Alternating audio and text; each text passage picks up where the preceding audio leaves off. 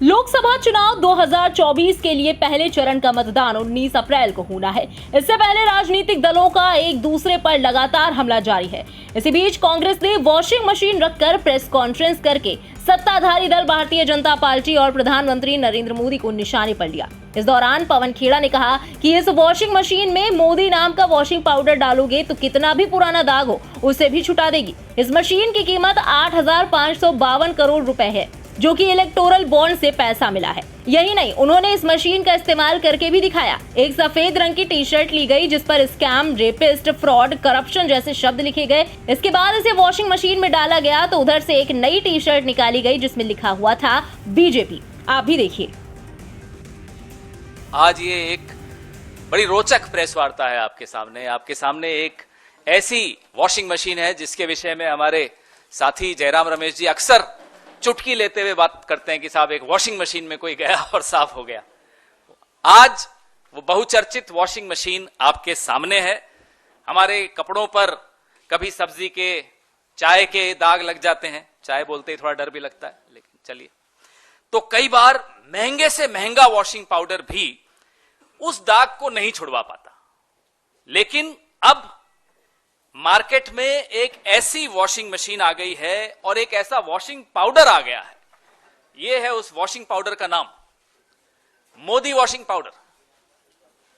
जिद्दी से जिद्दी दाग हो, चाय का दाग हो, सब्जी का दाग हो, किसी भ्रष्टाचार का, रेल घोटाले का, खेल घोटाले का, निर्माण घोटाले का, सिंचाई घोटाले का, कोयले घोटाले का, चिटफंड का, कोई दाग हो, ये मोदी वॉशिंग पाउडर और ये बीजेपी की वॉशिंग मशीन, ये आपके सामने लाना आवश्यक था। देश जानना चाहता था, सब जानना चाहते हैं साहब ये कौन सी वॉशिंग मशीन आ गई मार्केट में। और इसकी कीमत मैं आपको बताता हूं, घबराइएगा मत सुनकर। 8,552 करोड़ की ये वॉशिंग मशीन है। ये इलेक्टोरल बॉन्ड से जो पैसा आया था, 8,552 करोड़ की वॉशिंग मशीन जिद्दी से जिद्दी दाग छुड़वाएगी। आप भी खरीद लीजिए, काम आएगी। कितना ही पुराना दाग हो, वैसे ये 10 साल पुराने दाग धोने में बड़ी एक्सपर्ट मानी जाती। 2014 से पहले के जितने दाग हो, ना केवल ये तेजी से सफाई करती है, आप बहुत हैरान होंगे जानकर, इसमें एक स्पिन का बटन भी है। स्पिन, वो स्पिन का बटन अगर आप दबा दें तो फिर कोई घोटालेबाज वो राष्ट्रभक्त बन जाता है, स्पिन हो जाता है पूरा गोल। जो कल तक घोटालेबाज था आज वो राष्ट्रभक्त बन जाता है, ईमानदार हो जाता है। ये दूसरा बटन है स्लो बटन। आप देखिएगा ध्यान से। स्लो बटन क्या है कि किसी जांच को धीमा करना हो, उससे पहले बात कर लो, बीजेपी में आ जाओ साहब, सब ठीक हो जाएगा, वो हाँ सोच रहा हूं कहेगा तो स्लो बटन में चला जाएगा, तो जांच धीरे हो जाएगी, कार्रवाई ढीली पड़ जाएगी, फाइल कहीं नीचे ईडी के ऑफिस में या सीबीआई के ऑफिस में कहीं नीचे चली जाएगी। यह इस मशीन का चमत्कार है, यह इस मशीन का जादू है, इसीलिए इसको जादुई मशीन कहा जाता है। फिर जब तक इस वॉशिंग मशीन में, अरे वो डालिए ना, ये वाली टी शर्ट जाती है, पहले देखिए इस पे जो लिखा हुआ है आप पढ़ रहे हैं, अब मैं इसमें ये डलवा रहा हूं। अरुण जी इसके अंदर डालिए और देखिए क्या निकल कर आता है। वहां भी दिखाइए, अच्छी तरह दिखाइए, पढ़िए इस पे क्या लिखा है भाई, उधर भी दिखाइए, सब जगह मांग है इस मशीन की। देखिए इस मशीन की कितनी मांग है। अब इसके अंदर डालेंगे अरुण जी, अरुण जी अब डाल दीजिए, सबने देख लिया।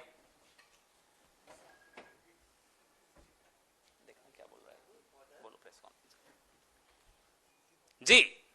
अब देखिए इसके भीतर से बटन दबाओ ना, स्पिन वाला दबाओ, सारे बटन दबाओ और निकालो, देखो क्या निकलता है।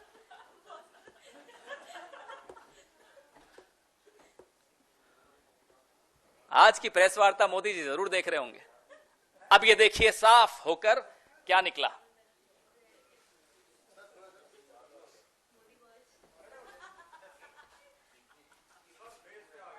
कोई बात नहीं, मेरा फेस इंपॉर्टेंट नहीं है, ये टी शर्ट इंपॉर्टेंट है। देख लिया आपने? तो ये जादू आपको दिखाया। आज की प्रेस वार्ता से पहले एक खबर छपी कि श्री प्रफुल्ल पटेल के खिलाफ सीबीआई ने मामला बंद कर दिया। आज से कुछ महीनों पहले प्रफुल्ल पटेल जी ने एनसीपी को तोड़ा, भाजपा के इस वॉशिंग मशीन के गठबंधन में शामिल हुए, इस वॉशिंग मशीन के अंदर गए और बाहर यूं निकल कर आ गए। यह प्रफुल्ल पटेल जी के साथ हुआ। ऐसे 21 उदाहरण हैं, अभी आपको मैं प्रेस रिलीज में दे रहा हूं। 21 उदाहरण। हिमंता बिस्वा शर्मा है, उसमें नारायण राणे हैं, उसमें अजीत पवार हैं, उसमें हसन मुशर्रफ है, उसमें छगन भुजबल है, उसमें अब अशोक चौहान जी भी उसमें। और आपको मैं एक एनेक्सर दिखाऊंगा। यह भाजपा ने आरोप प्रफुल्ल पटेल पर लगाए थे। ये देखिए, ये क्या आरोप थे? ये आरोप थे कि एयर इंडिया को लीज पर हवाई जहाज लेने की कोई जरूरत नहीं थी, लेकिन प्रफुल्ल पटेल जी ने, मंत्री जी ने जबरदस्ती फाइल मूव की और लीज पर, पट्टे पर हवाई जहाज लिए, जिससे 3000 करोड़ से ऊपर का नुकसान हुआ। और वो पैसा आरोप लगाया गया कि हमें मिला यूपीए की सरकार में। हमने उस वक्त सीएजी, क्या नाम है उनका, आजकल तो सीएजी के नाम भी लोगों को याद नहीं रहते, लेकिन उस वक्त के सीएजी का नाम तो सबको याद है, विनोद राय हुआ करते। कठपुतली थे, डोर जिसके हाथ में थी आज वो सत्ता में है।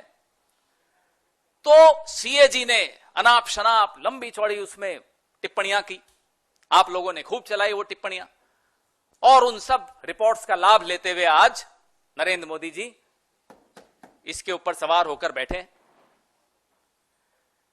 या तो प्रफुल्ल पटेल जी ने भ्रष्टाचार नहीं किया, और अगर नहीं किया तो यह आरोप झूठे थे।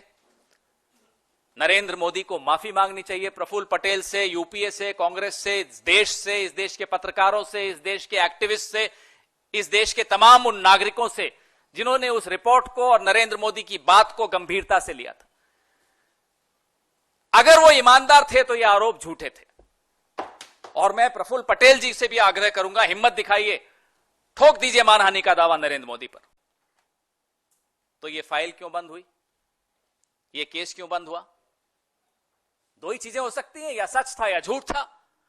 झूठ था तो माफी मांगिए, सच था तो आपकी पार्टी में, आपके गठबंधन में वो क्या कर रहे हैं? फाइलें क्यों बंद हो रही हैं? ये सवाल जायज है। ये सवाल सिर्फ हम नहीं पूछ रहे, ये सवाल आपके मन में है। आप पूछ पाते हैं तो पूछ लेते हैं, नहीं पूछ पाते तो मन में रख लेते हैं।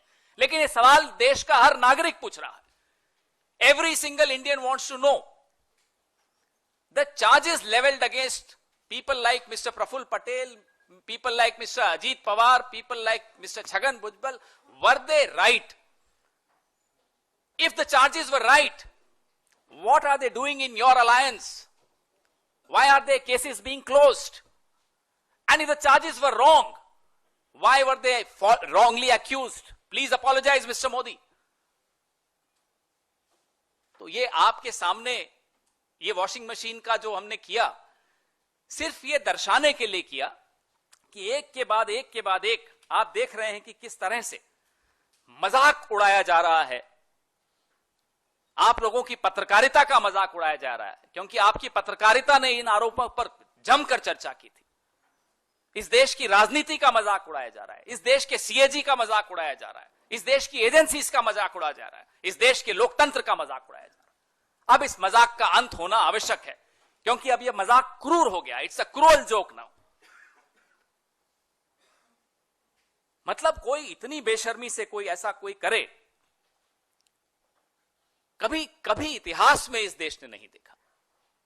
तो दोस्तों, ये वॉशिंग मशीन हम आपको बेच नहीं पाएंगे, ना आप खरीद पाएंगे, क्योंकि 8,552 करोड़ की मशीन तो सिर्फ एक ही आदमी रख सकता है, उसका नाम नरेंद्र मोदी है। लेकिन इस वॉशिंग मशीन की बात आप लोग छापिएगा और दिखाइएगा जरूर। यह देश को जानने का हक है। और इस वॉशिंग पाउडर के विषय में भी आप जरूर लोगों को दिखाइएगा। आप सबको ये कॉपी दे रहे हैं, ये कॉपी आप संभाल के रखिएगा। ये इस लोकतंत्र में ये आपके बच्चों को, आपके आने वाली नस्लों को जरूर दिखाइएगा कि एक दौर ऐसा आया था, एक वॉशिंग मशीन ऐसी आई थी, एक वॉशिंग पाउडर ऐसा आया था जो घोटालेबाजों को राष्ट्रभक्त बना देता था। जरूर बताइएगा। इससे अच्छी शिक्षा आप अपनी आने वाली नस्लों को नहीं दे पाएंगे। धन्यवाद। आपके सवाल इसी पर फोकस रखिएगा, बहुत महत्वपूर्ण है ये मुद्दा। मुझे सिद्धार्थ जी एक बात बताइए, 2019 की बात है, मुझे अभी याद आई, भाजपा ने, और मुझे हैरानी होती है प्रफुल्ल पटेल जी पर कि वो क्यों ऐसे बर्दाश्त कर रहे हैं। 2019 में भाजपा ने इतना घिनौना आरोप प्रफुल्ल पटेल जी पर लगाया कि वो 1993 के मुंबई बम धमाकों के आरोपी इकबाल मिर्ची के साथ एक संपत्ति सौदे में शामिल थे। बड़ी डिबेट्स हुई, मैं खुद गया कई डिबेट्स में।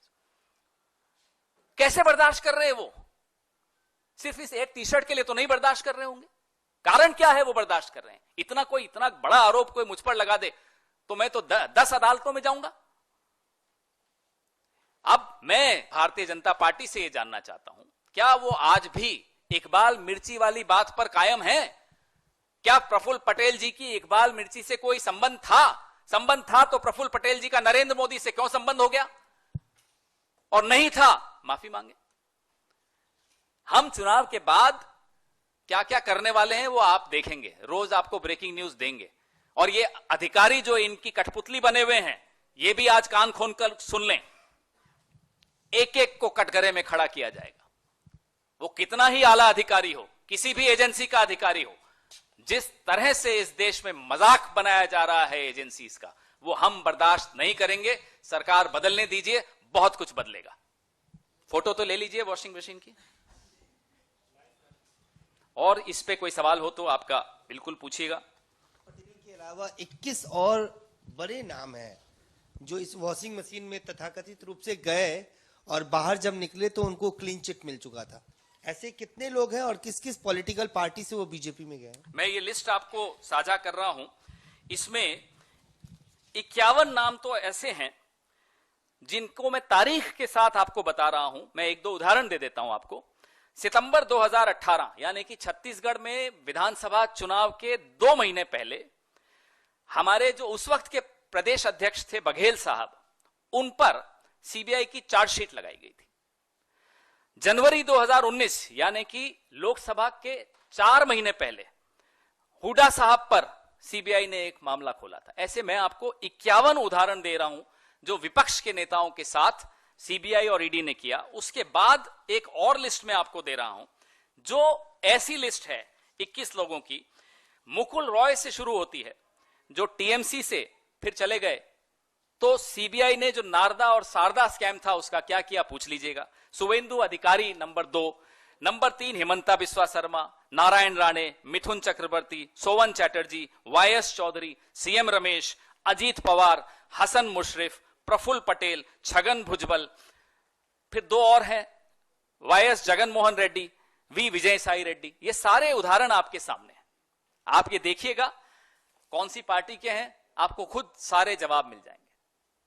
ये लिस्ट भी मैं संजीव जी से आग्रह करूंगा कि ये सारा आपको अभी भेज देंगे। ये है कि जेल जाने से बेहतर है भाजपा में चले जाइए। बिल्कुल। और हम सब ये सवाल हमारे मन में है और प्रफुल्ल पटेल जी हिम्मत दिखाएंगे तो उनके मन में भी है और मुंह पर भी लाएंगे ये सवाल कि साहब मैं अगर ईमानदार था तो मेरे पर आरोप क्यों लगे, और मैं अगर बेईमान था तो अब मेरे को क्लीन चिट क्यों मिली। एक लाइन का सवाल है, ये सबके मन में है। शरद पवार जी बिल्कुल ठीक कह रहे हैं, ये बीजेपी में चले गए या उनके गठबंधन में चले गए तो ईमानदार हो गए, हमारे साथ थे तो बेईमान थे। वेयर आर दोस चैनल्स जो वो सीएजी रिपोर्ट्स बहुत दिखाते थे, आज कोई पूछ नहीं रहा इस बारे में। मैंने एक डिबेट में पार्टिसिपेट किया था कि दाऊद इब्राहिम के क्या रिश्ते हैं प्रफुल्ल पटेल से, मेरे को अच्छी तरह याद है। कहां है वो चैनल, क्यों नहीं पूछ रहे आज? मैं बताता हूं ना, क्या जवाब मोदी जी देंगे कि दाऊद इब्राहिम से क्या रिश्ते थे प्रफुल्ल पटेल। इस मशीन में दाऊद इब्राहिम को डालो, देखो क्या निकलता है। हो सकता है कोई राज्यसभा का सांसद बन के निकलेगा बीजेपी का।